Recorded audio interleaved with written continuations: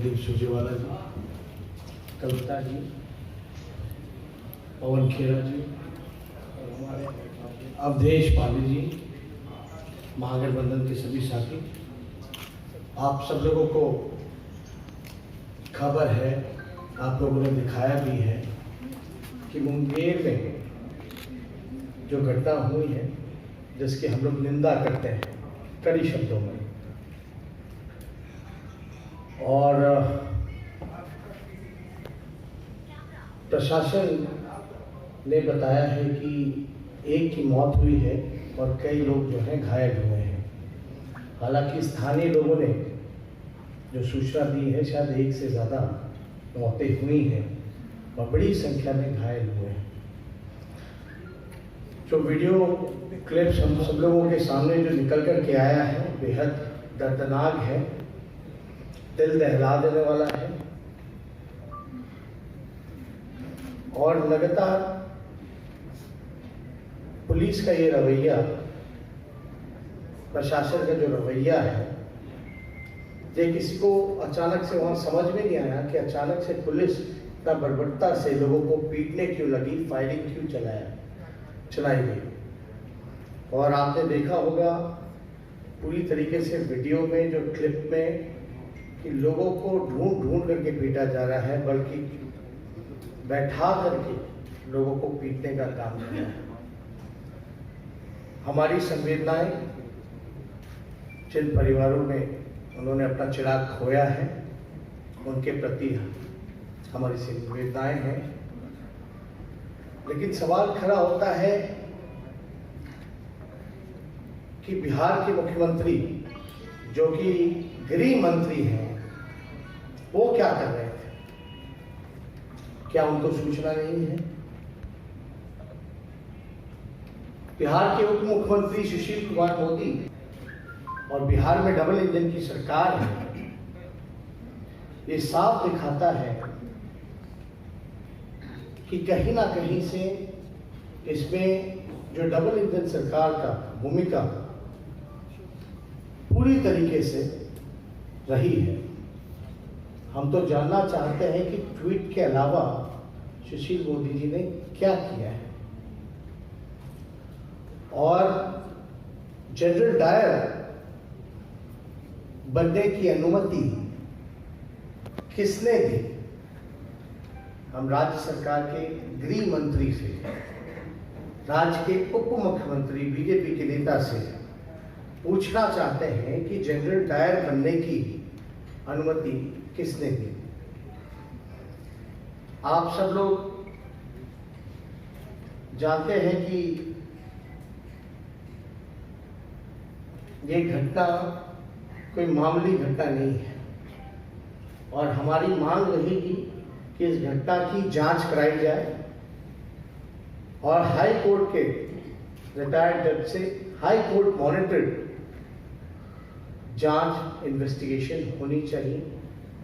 दोषियों को कड़ी से कड़ी सजा मिलनी चाहिए, और खास तौर पे जो वहां डीएम और एसपी हैं, तत्कालीन उनको वहां से हटाना चाहिए, तत्कालीन। आपको पता होगा पुलिस महकमे में जिसकी वहां जिम्मेदारी है, वो एक जदयू नेता की बेटी है, मैं नाम नहीं लेना चाहूंगा, लेकिन कहीं ना कहीं से ये जो जनरल डायर का जो बनने का जो आदेश कहीं ना कहीं से जरूर गया है। इसलिए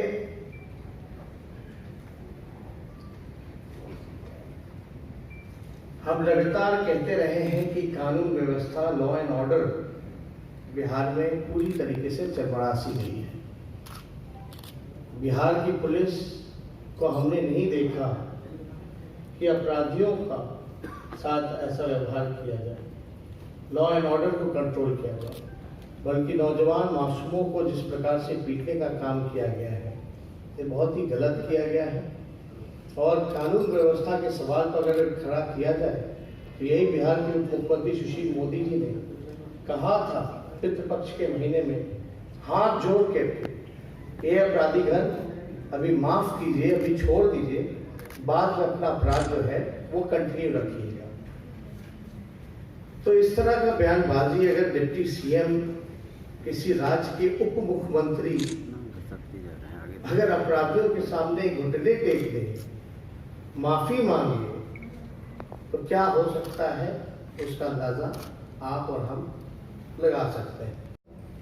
लेकिन जो डबल इंजन बीजेपी के लोग लॉ एंड ऑर्डर पे सवाल खड़ा करते थे, कहीं ना कहीं से आज वो फंसे हुए हैं और इस पे उनको खुल करके अपनी बात को रखना चाहिए, स्पष्टीकरण देनी चाहिए कि आखिर किसके आदेश पे ये पूरी घटना को अंजाम दिया गया है।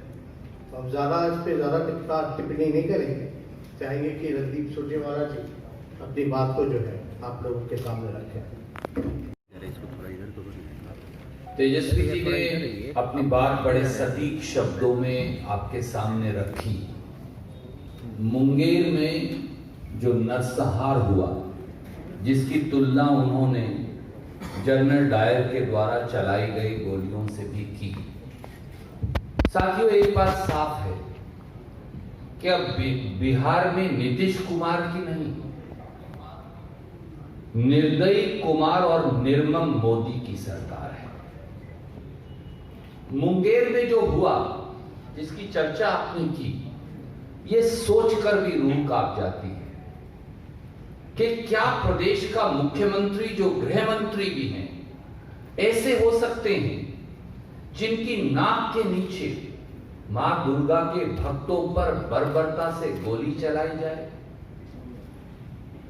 जिन भक्तों के सर पर माता की लाल चुनरी थी, नीतीश कुमार जी और सुशील मोदी जी की पुलिस ने लाठियां मारकर उनके लहू से पूरा शरीर लाल कर दिया। जैसा आपने बताया, वीडियो दिखाते हैं कि माता की मूर्ति की रक्षा के लिए लोग चारों ओर बैठ गए और उन शांति प्रिय तरीके से बैठे हुए लोगों पर जिस निर्दयता से, नृशंसता से और बर्बरता से लाठीचार्ज किया गया, उसने पूरे देश के रोंगटे खड़े कर दिए। जैसा तेजस्वी जी ने कहा, 8 लोगों को गोलियां लगी, ये पुलिस मानती है। एक नौजवान अनुराग कुमार के सर में गोली मारकर पूरा दिमाग उड़ा दिया गया। क्या इससे बड़ा कुकृत्य कोई हो सकता है? उसकी मां, अनुराग की मां, अपने बच्चे की लाश को गोद में रखकर बिलख बिलख कर रो रही है।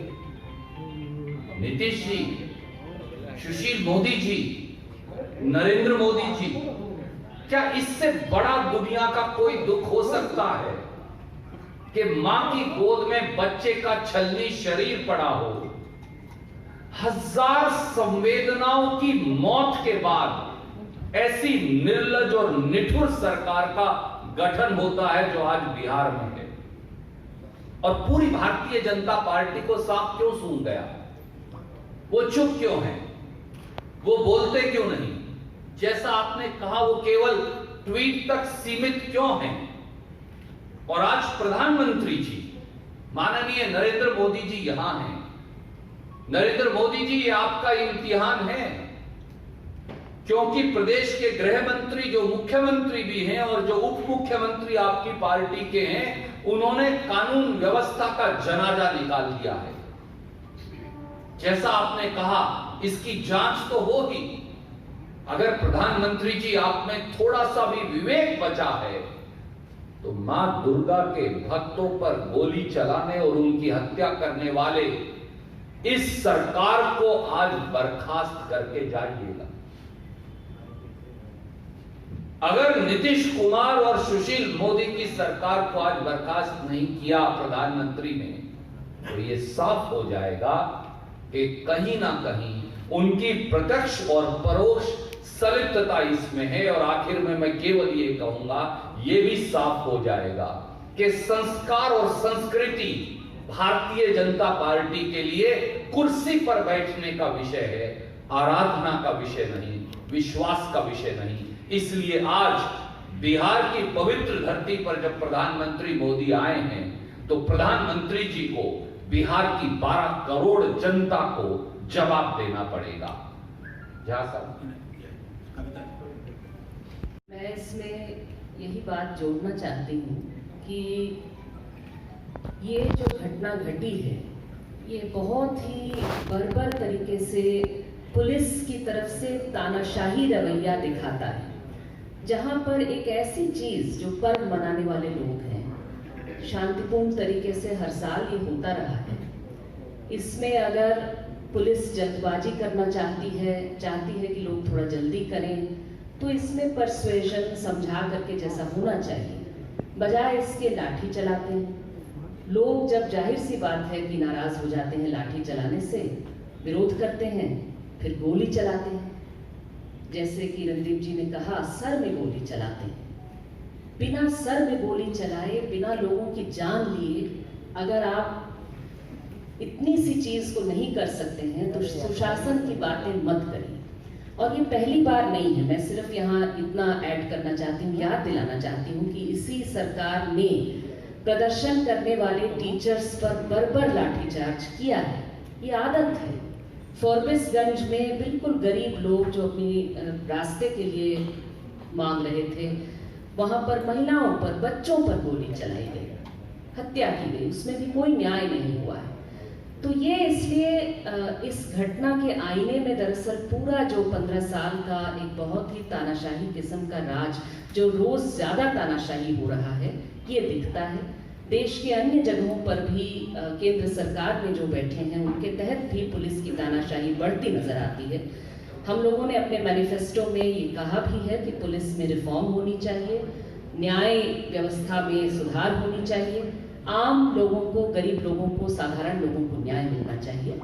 इसी बदलाव की तरफ बढ़ने के लिए हम लोग कमिटेड हैं इसी बात के साथ। सीपीआई के साथ ये घटना घटी है उसकी जितनी भी निंदा की जाए वो कम ही है।